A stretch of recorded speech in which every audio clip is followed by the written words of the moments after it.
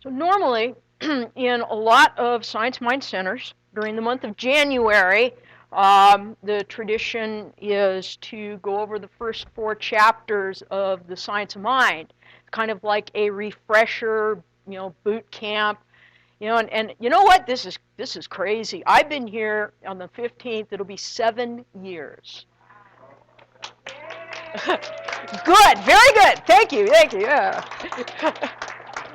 And so, I'm kind of like, okay, man, I've tried all kinds of ways to make it original. Some have been good, some maybe not so good. But what occurred to me is that we have, as a movement, transformed our identity from just being science of mind, religious scientists, whatever, to the idea of being a center for spiritual living. Now, there was kind of a joke going around while this name change was being contemplated, because when we said we were churches of religious churches of religious science, then we'd say, well, I'm a religious scientist.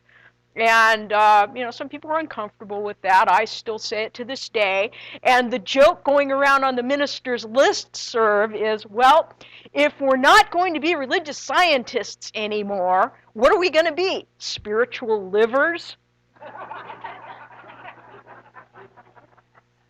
Spiritual livers. You can go all kinds of places with that, can't you? So here's a question for you. Here's a quote. If you keep using the same ingredients, you'll keep baking the same cake. Anyone care to guess? Who said that? Anyone? He says, Ernest. It's like, no, actually. Or how about this one? It doesn't matter what they think of you. It only matters what you feel about yourself. Any guesses? Terry Cole Whitaker. Well, neither. It is from that deep, profound mystic, Ice-T.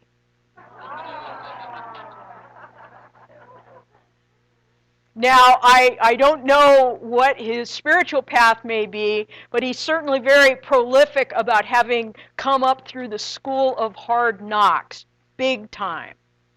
And so happens that I follow him on Twitter. In fact, I have a confession to make. I do not follow the Dalai Lama on Twitter. No, I don't.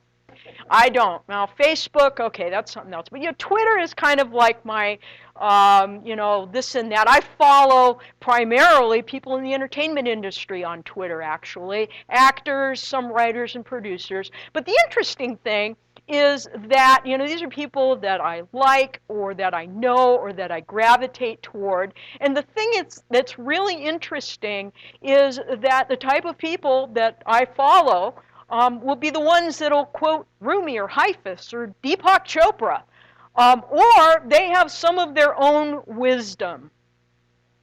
And the reason I bring this up, because we all know that people outside of what we would call mainstream spirituality have some very interesting insights about life that sound a whole lot like religious science or metaphysics or new thought. So I'm not talking about anything that I consider to be out of the ordinary.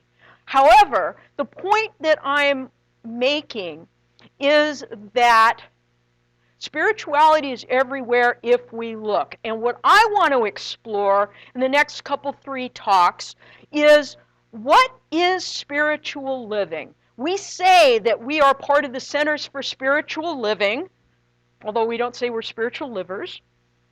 But what does that mean? What does that mean? Now, I'll tell you something. I cop to the fact that I do not follow the Dalai Lama on Twitter. I cop to the fact that I basically follow people in the entertainment industry. A year ago, I would have never, ever shared that. And the reason why is that I would have been really concerned that someone out there would go, well, that's not very spiritual. And if no one out there wanted to lay that trip on me, I was laying it on myself.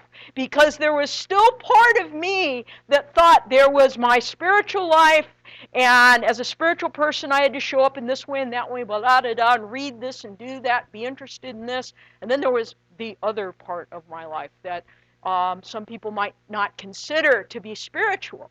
Well, that's bogus. It really, really is. And that was part of my journey last year, was integrating and recognizing that every part of my life is spiritual and that every part of my life has within it an opportunity for me to be blessed. Now, here's what Ernest Holmes says. Our whole spiritual evolution is but a process of awakening to that which was there and real before we perceived it. So, our spiritual evolution is a journey of discovery, the truth about life, the truth about the universe. So, the title of my talk today is Pronoia. And people going, huh? All right, guess what? I got that word from an actor I follow on Twitter, and he was quoting a site called Uberfacts, and pronoia is a real word. Pronoia is the opposite of paranoia.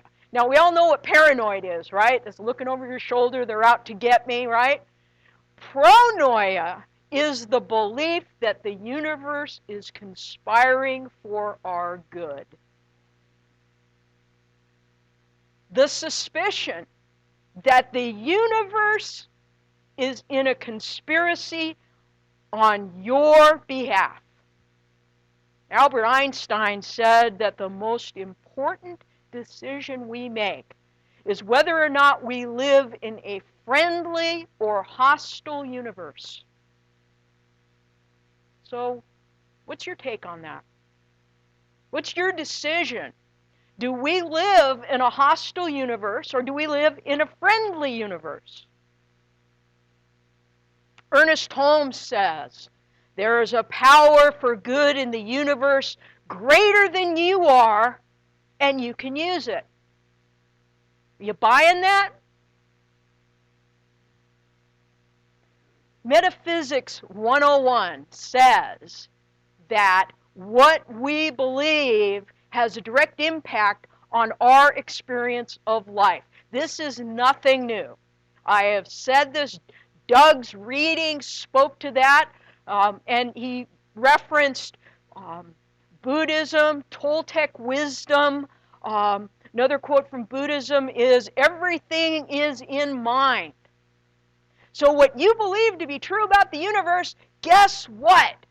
That's got a big say in what your experience of life is. So, if you believe in a friendly universe, in a universe that is weighted for your good, in other words, anyone been to Vegas? Okay, yes, I've been to Vegas, and yes, I've gambled. Ooh. And there's a saying that says, the house always wins. Anyone heard that?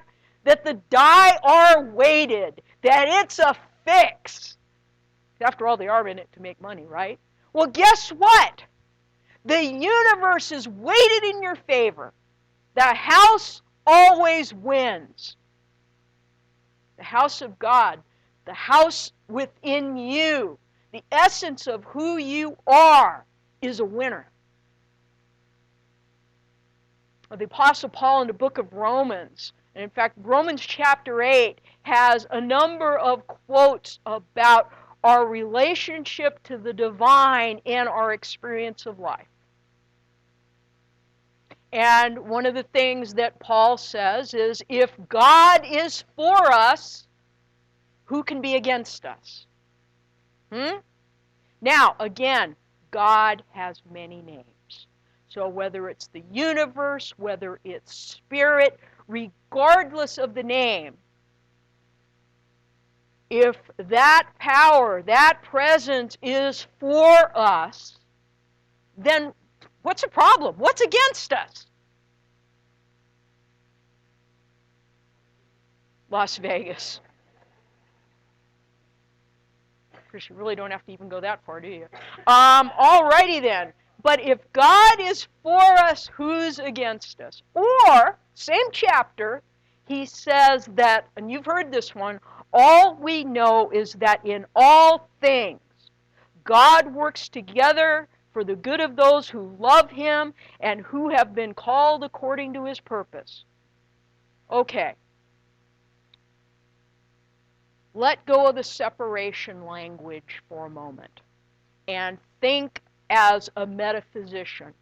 When we say as metaphysicians we love God, we're saying that we love ourselves, yes? We say that we are trusting the universe. So when we say we love God, we love life. We love ourselves. And then those who have been called according to his purpose. Okay, someone's out there going, well, I don't know what my calling is. I don't know what my purpose in life is. You know what? I got to share a quote with you about that because I hear that a lot. I'm not ready to do this. I haven't been to school. Haven't read the right book. Haven't taken the right class or the right workshop. I'm married, I'm not married. I have kids, I don't have kids. It's amazing the list that we come up with about reasons that seem to be in the way of what some great purpose. The Apostle Paul says this, but Michael Beckwith says it also, a bit more succinctly, and what he says is, God does not call the qualified. God qualifies the called. And what that means is that there is no ready. There is no place where you can say, okay, God, I'm ready to be an instrument of spirit. You are right now. And if something is calling to you to do, and it doesn't have to be something big. Why is it that a lot of people think that life's purpose has to be something huge and profound? It doesn't. We are each unique, individualized expressions of God.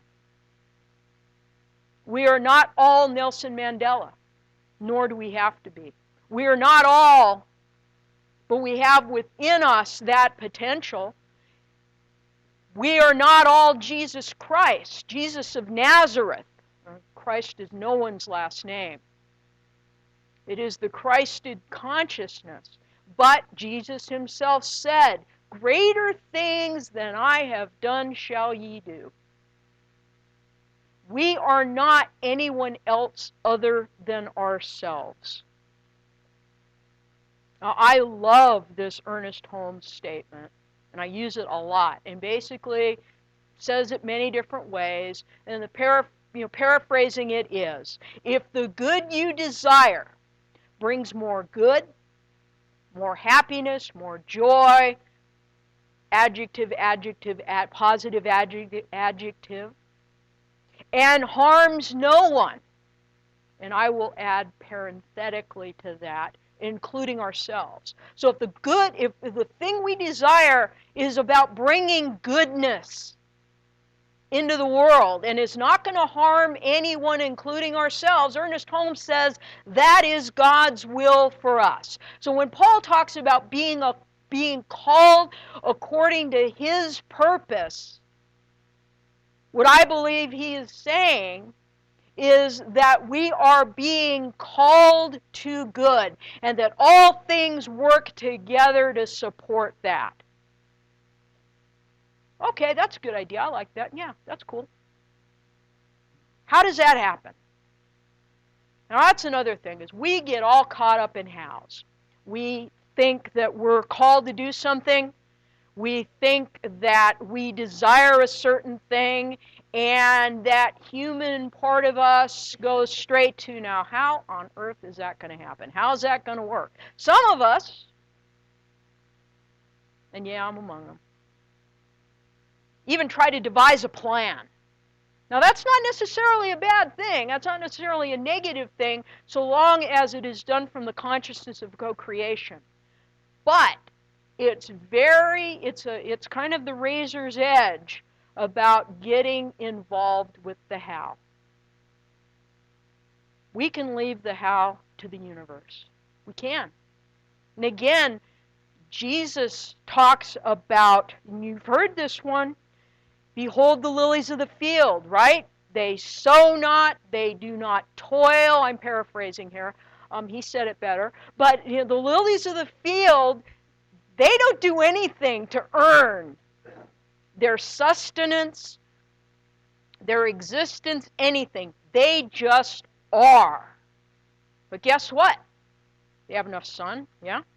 They have enough water, they have enough soil.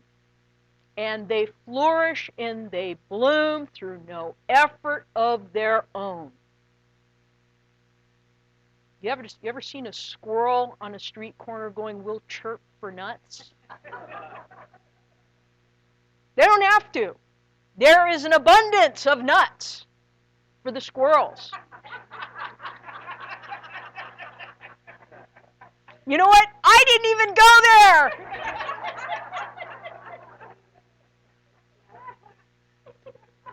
Oh, man. All right. Yeah, sage, sage, sage. There is more than enough good. Look at nature all around and see that the flowers aren't working at it. The animals aren't working at it, although Jackson might tell you that he does a great guilty look. Haven't been fed in hours. You know the look, right?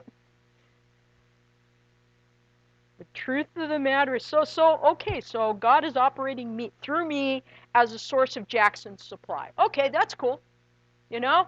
But that's the deal, is that we have the opportunity to affirm and live from the place that the universe is conspiring in our favor. The die are weighted. The house always wins.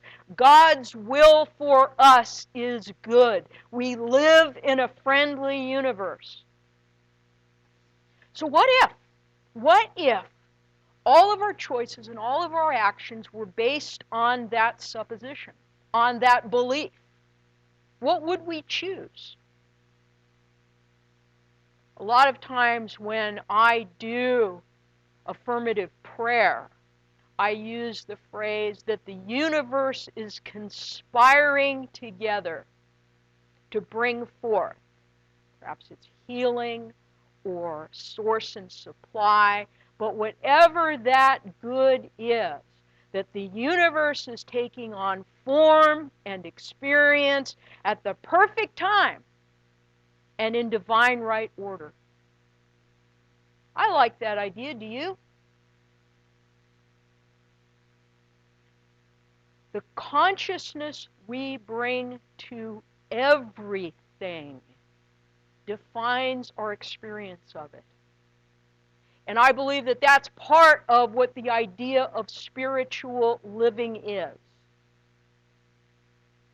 Byron Katie says that reality is always kinder than the story we tell about it. Reality is always kinder than the story we tell about it. Well, you know what? We can always choose to tell a different story. Because if reality is, and I believe it is, that there is a power for good in the universe greater than we are, that we can use it. If the reality is, and I believe it is, that we live in a friendly universe that is conspiring together for our good, then regardless of when things that are difficult and challenging, regardless of whether we watch television or not, regardless of what our interests are, there is a nugget of truth everywhere. Because if God is anywhere, God is everywhere. Or there is no spot where God is not. So, what do you believe to be true about life? Because what you believe to be true about life is going to absolutely define your experience of it. That's the facts. That's the law. That's the truth. And you can always choose again. Always. Take a moment and remember reconnect with the idea that we are all part of that one perfect life that we call God. Now, the Buddhists say the only real failure in life is not to be true to the best one knows. The only real failure is not to be true to the best one knows. So what is the best we know? We live in a friendly universe. God is the source of our good, the universe spirit, that the universe is weighted in our favor. That is the truth. And so when we fail is when we forget that. When we fail, so to speak, and I really don't believe in failure, I believe in missing the mark, is when we forget that and we choose from other ideas. But you know what? We can always choose again. So let's choose life. Let's choose goodness. Let's be inclusive in what our idea of spiritual living is. Let us practice pronoia instead of paranoia and believe that the universe is conspiring for our good. Let's pray.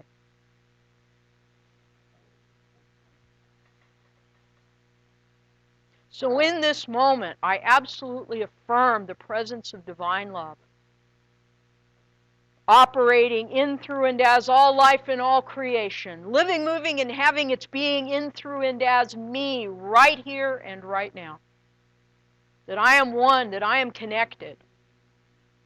And as I know that this is true for me, I know that it is true for every person in this room, for every person that is in our consciousness, in our hearts, that we are one, that we are divine expressions of love, we are instruments of good, that we are that. And from knowing this oneness and connection, I speak my word now for myself on behalf of everyone here, simply affirming that I know the truth.